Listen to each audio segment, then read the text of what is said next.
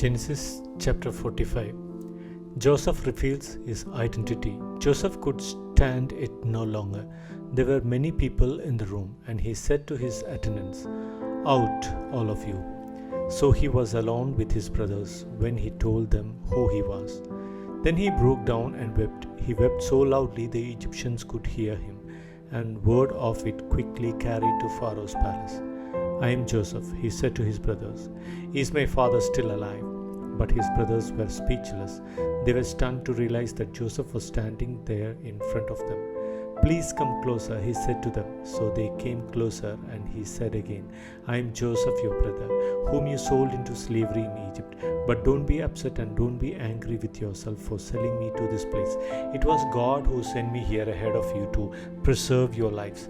This famine that has ravaged the land for 2 years will last 5 more years, and there will be neither plowing nor harvesting.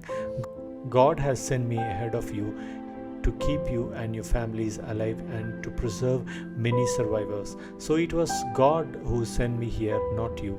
And he is the one who made me an advisor to Pharaoh, the manager of his entire palace and the governor of all Egypt. Now hurry back to my father and tell him, 'This is what your son Joseph says. God has made me master over all the land of Egypt. So come down to me immediately. You can live in the region of Goshen, where you can be near with me, all your children and grandchildren, your flocks and herds and everything you own. I will take care of you there, for there's still 5 years of famine ahead of us. Otherwise you, your household and all your animals will starve." Then Joseph added, "Look, you can see for yourself, and so can my brother Benjamin. Tell I really am Joseph. Go tell my father of my honored position here in Egypt. Describe for him everything you have seen, and then bring my father here quickly." Weeping with joy, he embraced Benjamin, and Benjamin did the same.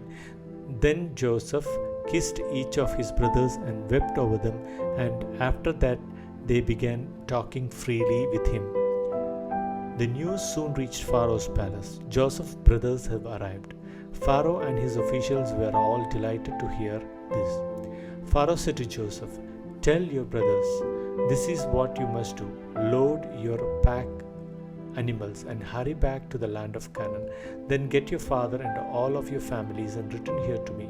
I will give you the very best land in Egypt, and you will eat from the best that land produces." Then Pharaoh said to Joseph, "Tell your brothers, take wagons from the land of Egypt to carry your little children and your wives, and bring your father here. Don't worry about your personal belongings, for the best of all the land of Egypt is yours." So the sons of Jacob did as they were told. Joseph provided them with wagons, as Pharaoh had commanded, and he had given them supplies for the journey. And he gave each of them new clothes. But to Benjamin he gave 5 changes of clothes and 300 pieces of silver. He also sent his father 10 male donkeys loaded with the finest products of Egypt, and 10 female donkeys loaded with grain and bread and other supplies he would need on his journey. So Joseph sent his brothers off, and as they left, he called after them, Don't quarrel about this all along the way." And they left Egypt and returned to their father Jacob in the land of Canaan.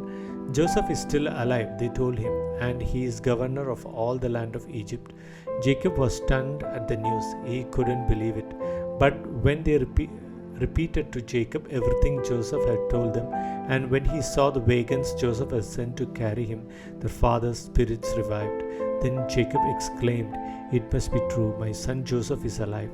I must go and see him before I die."